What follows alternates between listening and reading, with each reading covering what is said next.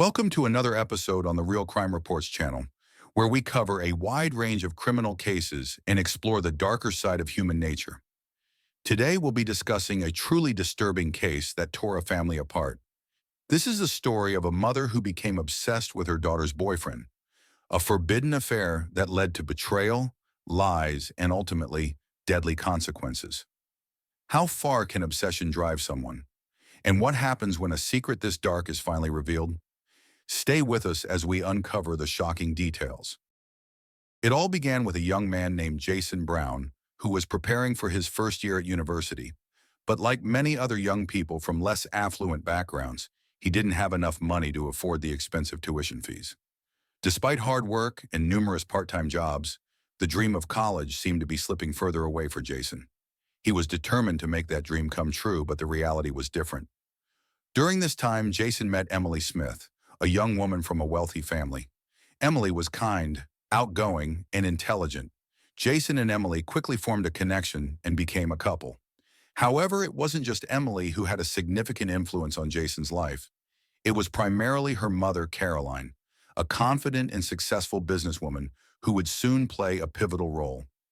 Caroline Smith lived with her husband, Mark, in a spacious home. Mark was a quiet, reserved man who often focused on his own work and was largely unaware of his wife's problems. However, Caroline always had control over her life and finances.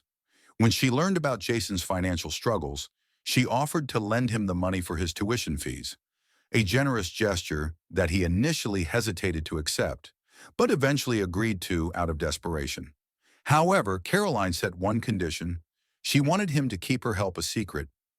Jason, uncertain but desperate, agreed. What Jason didn't know was that Caroline had developed a strong interest in him for a long time. This interest was more than just friendly. It grew into a dangerous obsession.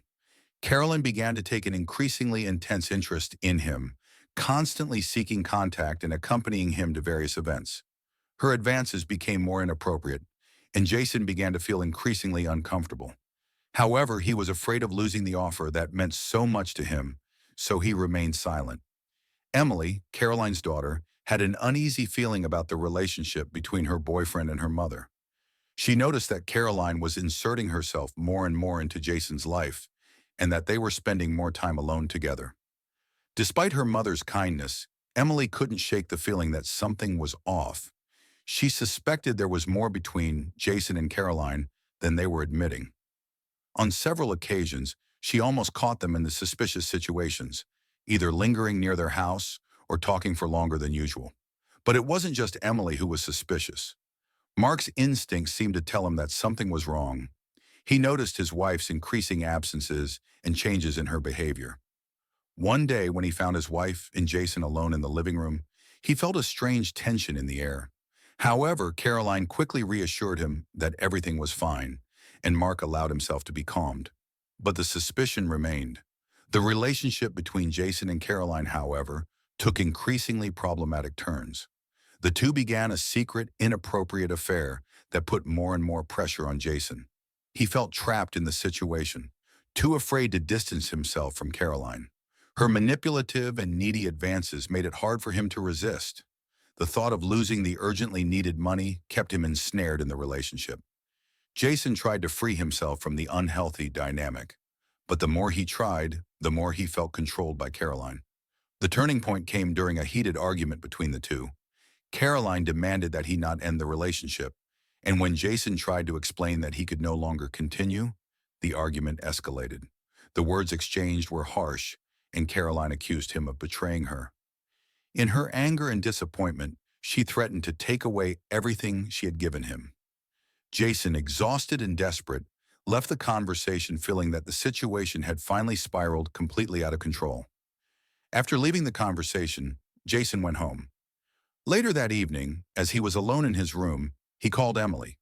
He wanted to tell her about the conversation and express his feelings. It was a conversation full of worries and confusion, but for Emily, it was too much. She had long suspected that her mother and Jason shared a very strange, if not dangerous, relationship, and her anger was slowly boiling over. As Jason tried to explain further, she abruptly interrupted him and ended the call angrily. She couldn't bear to hear more. she felt betrayed and helpless. That was the last time they spoke. The next morning, Diane Brown, who had just returned from a night shift, went into her son Jason's room. She was exhausted, but when she opened the door, she froze in place. Jason lay motionless on the floor, his body covered in blood. The knife, which was presumably the cause of his injuries, was nowhere to be found. Diane stared at her son in horror, barely able to comprehend what she was seeing. The room was quiet and dark, and the sight before her was a nightmare she could never have imagined. Completely overwhelmed and terrified, Diane immediately called the police. She explained what she had discovered and reported her shocked state. It was the beginning of an inexplicable nightmare that would challenge everything she knew. When the police arrived at the crime scene, a tense atmosphere hung in the air. Diane, still in shock from the discovery of her son, stood nearby, barely able to process what had happened. The investigators immediately began securing the crime scene. Jason lay lifeless on the floor of his room, and the bloodstains led to no clear indication of the weapon used in his injuries. The knife was missing, which made the investigation even more complicated. The officers began documenting the scene, taking photos of Jason's position, the bloodstains in the entire room. Every detail of the room was carefully examined to search for any possible clues. There were no signs of a violent struggle, which only added to the mystery of the situation. Diane, still in a state of complete confusion, was questioned by one of the investigators. She explained that she had returned home after a night shift and found her son lifeless in his room. The police asked her questions to piece together the timeline of the night, but Diane could not provide much more information than the fact that she had immediately called the police upon discovering her son's lifeless body. Meanwhile, the investigators also interviewed neighbors. One neighbor mentioned that he had not heard any unusual noises the previous night and that everything had been quiet. Forensic technicians took fingerprints and checked the windows and doors, but found no signs of a break-in.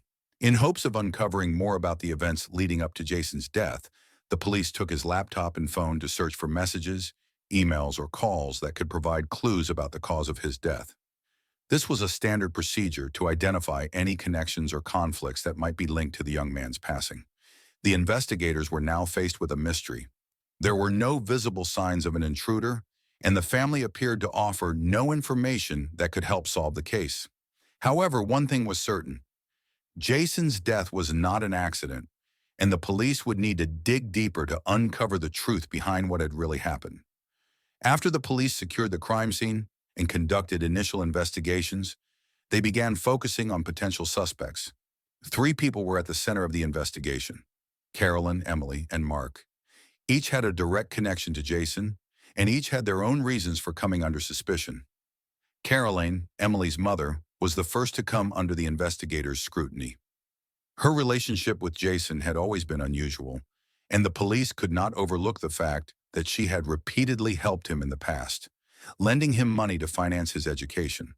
However, this help came with conditions, leading Caroline into a dangerous dependency on Jason. It was known that Caroline had developed an unhealthy obsession with him that went far beyond friendly care. When Jason tried to distance himself from her and end the relationship, this could have felt like a threat to Caroline. Her threats to take away everything she had given him suggested that, in her disappointment and anger, she might have been willing to take drastic actions. Emily's role was also significant.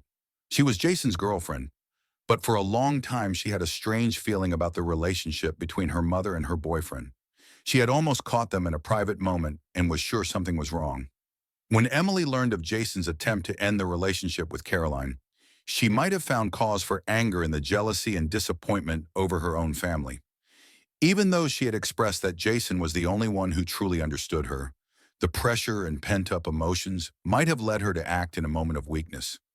However, Emily was also very reserved about what she knew about the incident, and her reaction to the events was never clear.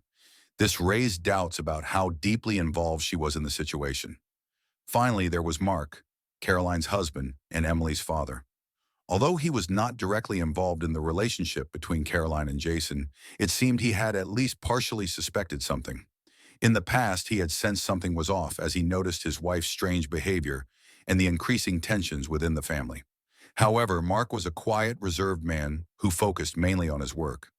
But when he heard about Jason's death, questions arose. Had he really never noticed his wife's secret? And if he had, was he so hurt and disappointed that he resorted to violence? Mark's motives were not entirely clear, but his possible disappointment with the situation placed him as a suspect in the investigation. The police now had three suspects. Each of them could be involved in Jason's death for personal or emotional reasons. But who had actually committed the crime? And what had been the true trigger for the tragic end of a young life? The investigation needed to continue in order to solve the mystery. The investigators continued to delve deeper into Jason's phone and bank records, looking for further clues. On his phone, they found a series of messages that Caroline had sent him over the course of several weeks. The messages were not only frequent, but strikingly personal and emotional. They included love declarations and comments that revealed an unhealthy affection and obsession on Caroline's part. Some of the messages were so intense that they indicated an inappropriate and emotionally burdensome relationship between the two. Additionally, the investigators discovered photos Caroline had sent him, some of which were unmistakably suggestive, hinting that she desired more than just a friendly relationship with him. Furthermore, the investigators uncovered unusually high transfers to Jason's bank account. These payments, all coming from Caroline, were large sums of money transferred regularly to help him out. However, the amounts couldn't easily be explained as simple financial assistance. The transactions followed a pattern that seemed far beyond what one might expect from the mother of a friend. It appeared as though Caroline was trying to keep Jason in her debt, controlling or manipulating him by offering him money, a subtle but powerful means of influence. The investigators began to incorporate these findings into their profile of Caroline and her possible motives. The financial support, combined with the emotionally charged messages and the apparent bond, suggested that Caroline played a much larger role in Jason's life than it initially seemed. But the question remained, had she truly lost control over him, or was she ready to take even more drastic measures? The investigators made the decision to arrest Caroline. She was taken into custody at her own home, where she was going about her day. When the police arrived, Caroline showed no surprise, her reaction almost one of resignation. She had known that the investigation was increasingly focusing on her, yet she had hoped that her connection to Jason would never come to light. As officers transported her to the station, other investigators began a thorough search of her house. They combed through every corner in search of further evidence that could solidify their suspicions. During the search, when investigators examined Caroline's car, they made a chilling discovery. The knife used to kill Jason was found in the trunk of her vehicle. It was unmistakably the same weapon that was missing from the crime scene. This was a crucial piece of evidence that directly linked Caroline to the murder. When confronted with this discovery, Caroline collapsed under the pressure. With the mounting evidence and relentless questioning, she finally confessed. She explained that her obsession with Jason and the desperate fear of losing him had driven her to this point. She described herself as being trapped in an emotional whirlwind, unable to cope with the idea of him turning away from her. The argument the night before had escalated everything, and in a moment of utter despair, she acted out of a sense of overwhelming loss. The investigators took her statement, but it was clear that Caroline was responsible for the murder. Everything pointed to the fact that she was not only driven by her own feelings of abandonment and jealousy, but that her unhealthy control over Jason had ultimately led to this tragic and fatal outcome. After weeks of investigation and an intense interrogation of Caroline, the trial was finally set to begin. The prosecution presented a plethora of evidence directly linking Caroline to the murder of Jason. The compromising messages, the large transfers of money to Jason's account, the knife found in the trunk of her car, and her own damning confession. Caroline had no way to deny the charges, and her defense focused on her emotional instability at the time of the crime. She admitted that her obsessive relationship with Jason and the fear of losing him had driven her to commit the act. The trial began with a shocking portrayal of Caroline as someone who not only failed to control her own emotions, but also destroyed the life of a young man. The prosecutor emphasized how Caroline had exploited the trust and affection of an innocent young man. She had used her power as an adult and financial supporter to force him into an unbearable relationship. When Jason attempted to break free, She took his decision as a personal betrayal and acted out of revenge. The murder was the result of an unhealthy, toxic relationship that Caroline could not accept. Throughout the trial, Caroline remained in a silent state of exhaustion. Her face was pale and the few words she spoke were filled with guilt and regret.